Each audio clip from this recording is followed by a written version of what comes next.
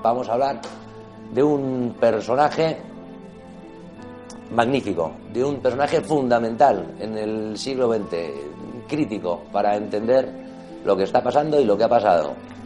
Y un personaje que se dedicó a una tarea difícil de defender la hispanidad, es el abogado defensor de la hispanidad, Ramiro de Maeztu.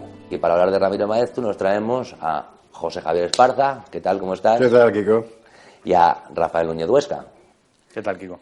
Defensa de la hispanidad es el título cumbre, a lo mejor, o el más conocido, al menos, de Ramiro Maeztu. Y empezamos a empezar por el concepto de hispanidad, que no es suyo. ¿De dónde sale el concepto de hispanidad, Rafael? Bueno, el concepto de hispanidad, referido a su concepción política, se suele atribuir a Zacarías Vizcarra, que es un primado de España, vizcaíno, pero en realidad es unos años antes, en 1909, que Miguel de Unamuno emplea el término hispanidad, como luego, 30 años después, o casi 30 años después, sería Ramiro de Maeztu el que haría la obra cumbre y el que alimentaría el primer régimen con todo un andamiaje intelectual, todo un sistema de valores y teológico, en realidad, que es lo que hoy entendemos por hispanidad. Es curioso porque el término hispanidad, el concepto de hispanidad, está forjado básicamente por vascos y también Isidoro Gomá, que es el primado de España, que es Ramiro de Maeztu. Luego está José María Salaverría, que también en una conferencia en Argentina pone las primeras bases de la hispanidad. Obviamente Zacarías Vizcarra, como decía. También Ernesto Jiménez Caballero, a final de los años 20, empieza a diseñar algo que luego tomaría Ramiro de Maeztu en defensa de la hispanidad, aunque, como todos sabemos, Ramiro de Maeztu se nutre de los tradicionalistas españoles, de Menéndez Pelayo, de Jaime Balmes, de todo ese ecosistema de valores nacionalcatólicos que luego forjarían el falangismo y posteriormente el nacionalcatolicismo. Bueno, has hablado mucho, Rafael, nos ha convertido ya muchos conceptos, pero llega a todo eso, Ramiro, después de un largo proceso. Él es alavés, de Vitoria, es hijo de una inglesa. Yo creo que es el más anglófilo de los intelectuales del 98. A ver, estudia en Ramiro de Inglaterra. Maeztu es un personaje formidable. Es decir, cuando aquí está todo el mundo, desde finales del 19 hasta el primer tercio del 20, preguntándose por qué España es tan cutre, por qué España es tan atrasada, este casticismo, por qué olemos tanto ajo y a morcilla, el problema es España. Alrededor el mundo entero está dándose la vuelta, guerra mundial incluida, y esta gente está pensando que el problema es España. El único que entiende lo que está pasando desde un punto de vista global es precisamente Ramiro de Maeztu, que, como bien dice Rafa, es verdad, se nutre intelectualmente en el tradicionalismo español, pero que por su experiencia vital e intelectual está muchísimo más informado de lo que está ocurriendo en el mundo al día de hoy, al día de entonces, que cualquiera de los demás. Es lo que hace de él un personaje absolutamente genial. Entonces él se arraiga en un tiempo, en una historia, y se hace la pregunta de nosotros exactamente ahora qué somos. El concepto de hispanidad es una respuesta a eso. Pasó el tiempo del imperio, pasó el desastre, el mundo se da la vuelta. ¿Qué representa ahora esto, España, esto que somos hoy desde el punto de vista de la historia universal? Pues precisamente la hispanidad, y la hispanidad es un concepto que responde a esa pregunta. ¿Qué somos? Somos eso, somos la herencia de muchos siglos de historia que en lo... por supuesto, lo lingüístico, en lo cultural, lo pictórico, lo religioso, lo filosófico, ha dejado un pozo. Y todo eso conforma una forma específica, quizá no tanto de ver el mundo, que ese sería un defecto típicamente alemán, como una forma de estar en el mundo. Y esa forma de estar en el mundo es la hispanidad. Y de responder, es verdad, a ese tiempo tan convulso. Decía Ignacio Luca de Tena, que él recordaba a Ramiro a los 20 años anarquista, a los 30 republicano, y que no entiende muy bien cuando hace ese giro definitivo hacia lo identitario, lo tradicionalista, como sí, queráis llamarlo. Yo sí recuerdo que él cuenta, además, en defensa de la hispanidad, cuando le verdaderamente convulsiona, y es una visita, no sé si en Escocia o en Inglaterra, a una iglesia inglesa, o escocesa, y encuentra un cartel que dice: bienvenidos a este templo los extranjeros. Y él reflexiona: no hay extranjeros para la Catedral de Burgos. O sea, se da cuenta del concepto de universalidad, de hispanidad, claro. Una respuesta también racial. Es decir, es una época en la que se habla mucho de razas, de biología, y entiende que la hispanidad acoge. Pero hay una cosa, descendiendo yo me acuerdo cuando estudiaba el grupo del 98, porque eso que cuenta José Javier Esparza efectivamente es esas respuestas, el desastre del 98 y las respuestas que se dan y ese fustigarse tan español, ¿no?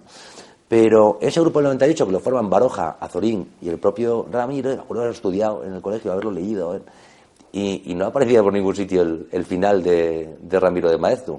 Es decir, yo creo que la primera página, cuando llega Lorca, no creo que haya un niño que tenga 14 años en España que no sepa que Lorca murió asesinado en los primeros compases de la guerra.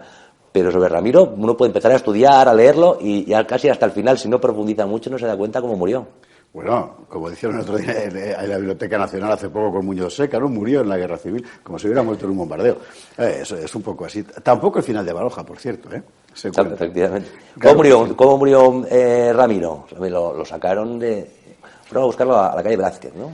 Él mismo en la Revolución de Asturias en 1934 ya tiene un presagio de su propia muerte. Ya sabe que si evoluciona la situación como parece que va a evolucionar, acabarán con él. Y efectivamente en septiembre del 36, ya una vez el alzamiento en marcha, lo sacan en una saca, además junto con el representante otro Ramiro. Sí, con Ramiro Ledesma, y lo fusilan en Aravaca. O sea que es algo que efectivamente la evolución ideológica de Ramiro de Maeztu se estudia más o menos hasta la dictadura de Primo de Rivera, que es ahí más o menos cuando Ramiro hace un vuelco, pasa del liberalismo pro-británico a un casi, sí, podría decirse que a una ideología reaccionaria, hispanófila y muy contraria a parte de su propia esencia, incluso biológica, que él era de madre británica. Él define la hispanidad casi en negativo al imperio depredador que él entiende que es el imperio británico. Pero hablamos de ese Ramiro de Maeztu en el que efectivamente ese final, porque él sí está realmente involucrado en la política. Todo el Grupo de Acción Española, efectivamente. Él es uno de los fundadores de Acción Española. Todo el Grupo de Acción Española. El Grupo de Acción Española que representa algo. Ha utilizado Rafa la palabra reaccionario, que me parece que es una palabra útil, aunque no sea exacta, porque no es exactamente una reacción en el sentido del conservadurismo, como si podía serlo, por ejemplo, el carlismo. En aquel momento Acción Española es otra cosa, ya desde mi punto de vista ya ha elaborado un discurso bastante más avanzado. Es un grupo que ha decidido intervenir en un momento en el que lo que está en juego es la propia esencia histórica de España, y para entenderlo bien hay que recordar, que el proyecto republicano no era el proyecto de dotar a España de una democracia republicana, sino que era otra cosa distinta, que Azaña lo había definido desde el año 30 expresamente como la destrucción de la corona, de la religión y del ejército, entre otras cosas, es decir, demoler la historia de España, vasta empresa de demoliciones, decía literalmente Azaña, y lo que Acción Española se propone fundamentalmente es decir, no, o sea, no pasaréis, nosotros somos esto, la hispanidad, entre otras cosas, y a partir de ahí reconstruir un discurso de resistencia nacional, ¿no? Hoy, pues, han pasado 80 años, entonces, puede parecer propio de su tiempo, sí, es cierto, pero desde el punto de vista intelectual, yo creo que es de lo más importante que dio la derecha española en el primer tercio del siglo. Y citaba antes, Rafa, el asunto de la época de Primo de Rivera, de la dictadura y tal. Hay que recordar que el intento de intelectualizar aquella dictadura, fundamentalmente con Pemán y con Ramiro de Maeztu, en la elaboración de la Constitución y tal, ha sido seguramente de lo más audaz que se ha hecho en España por parte de la derecha históricamente, y que lo frustró la propia oligarquía de la derecha.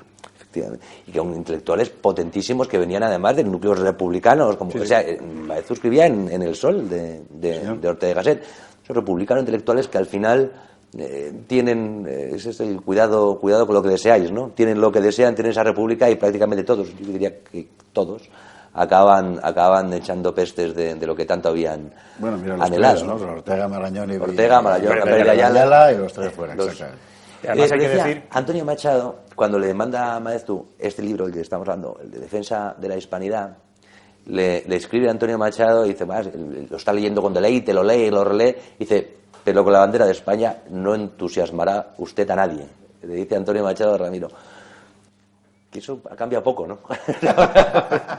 No, es decir, parece que es lo desgraciadamente, es verdad. Que es lo menos... No, sí, igual, yo digo que en Francia quieres vender algo y pones la bandera francesa lo primero. Pero qué interesante es, ¿verdad? Es decir, qué interesante es el hecho de de la reacción primaria mecánica antinacional en la izquierda española. Es que es una curiosidad histórica y étnica, quiero decir, no pasa en ninguna otra parte, ¿no? No pasa en ninguna otra parte. Solo la izquierda española tiene un componente, desde mi punto de vista, irracional, de reacción negativa ante el estímulo nacional. Es una cosa casi biológica. Y eso le hace echarse en las manos de lo que tanto estudia Rafael. Digo, perdón, Rafael. Es que iba a decir Rafael García Serrano. Rafael Núñez Huesca, ya te gustaría, perdón. De echarle las manos a la izquierda en los separatismos, claro. Sí. Es decir, pero es que Antonio Machado dice, con la bandera de España no entusiasmará usted a nadie. Es decir, esto no vende. Cuando luego parece todo lo contrario. Es decir, parece que ellos han decidido que España ha terminado, cuando España, estamos hablando de los años 30, pues tenía todavía muchísimo que decir. Y la idea de España y la bandera de España vende durante muchas décadas otra vez, ¿no?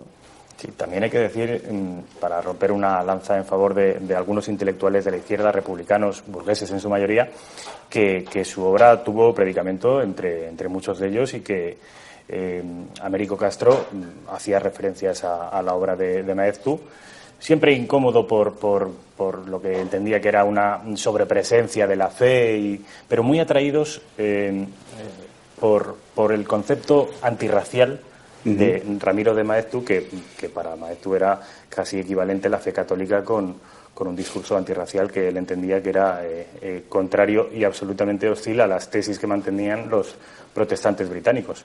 Pero ya digo, Antonio Machado, Ortega, un montón de intelectuales republicanos que tomaron algunas notas de lo que hacía Ramiro de Maeztu, ya digo, con algunas incomodidades, con algunos matices, pero que fue una obra aplaudida a diestra y a siniestra y que, queramos o no, marcó de alguna manera la columna ideológica, al menos del primer régimen franquista, y sobre todo la retórica neoimperial, aunque Ramiro de Maeztu no tenía una vocación de imperio geográfico, sino más No, es un poco de recoger el fruto de ese imperio, ¿no? De decir, oye, la hispanidad existe, ya otra cosa es la administración política que vayamos haciendo, pero existe, y está en Filipinas, y está en África, ¿no? Y está en Hispanoamérica. Y hace esa confrontación que decía Rafael también con el imperio británico, que es casi el emporio, ¿no? Yo creo que lo mejor es casi en defensa de la hispanidad y en el Robinson Crusoe de Daniel Defoe. Yo creo que no se ve en ningún sitio de una mejor manera con qué diferente forma adoptan las dos grandes naciones europeas, Inglaterra y España, esa colonización. Robinson Crusoe, ¿os acordáis? Cuando llega y ve a los salvajes que son unos caníbales, prepara una emboscada para matarlos a todos, está horrorizado.